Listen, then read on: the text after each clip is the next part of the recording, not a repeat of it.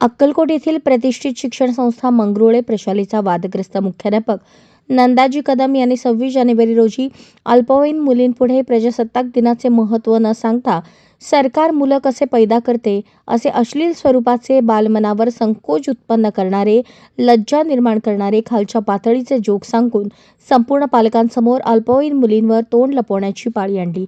या संपूर्ण घटनेची चौकशी करून गटशिक्षणाधिकारी यांनी अहवाल द्यावा अशी विनंती त्यांच्याकडे पालकांनी केली होती। सदर गटशिक्षणाधिकारी या शाळेचे पालक असल्याने चौकशी करण्यास जाणीवपूर्वक विलंब करत असल्याने त्यांच्या विरुद्ध ही कारवाईची मागणी आनंद बुक्कानुरे यांनी केली आहे।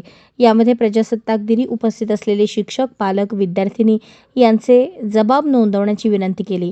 मंगरुळे प्रशालेच्या अनेक पालकांनी या गंभीर घटनेची दखल घेण्याची विनंती चेअरमन प्रभाकर कोरे यांच्याकडे केली।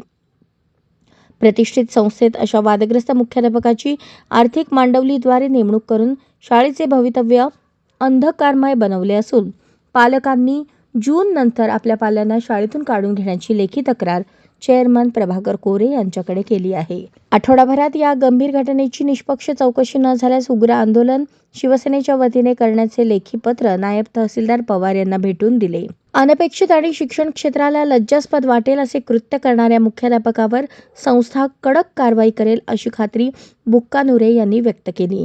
तहसीलदारांना निवेदन देताना विधानसभा संघटक शरण सुरवसे, तालुका प्रसिद्धी प्रमुख सिद्धराम गुब्बाड, मल्लीनाथ अरवतकल, अल्पसंख्याक संघटक महम्मद पठाण, महंतेश हत्तुरे, आदित्य हिबारे यांच्यासह पालकवर्ग मोठ्या संख्येने उपस्थित होता।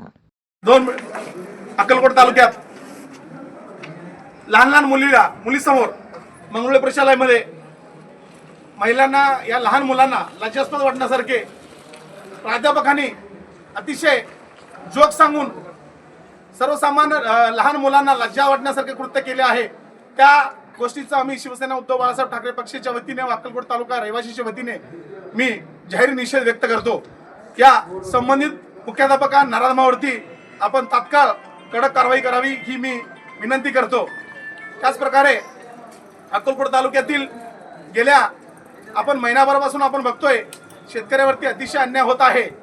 तुरीचा भाव शासनाचा 7,500 रुपये असताना पण प्रॅक्टिकली 5,500, 6,000 या प्रकारे शेतकऱ्याची क्रूर थट्टा करत आहेत।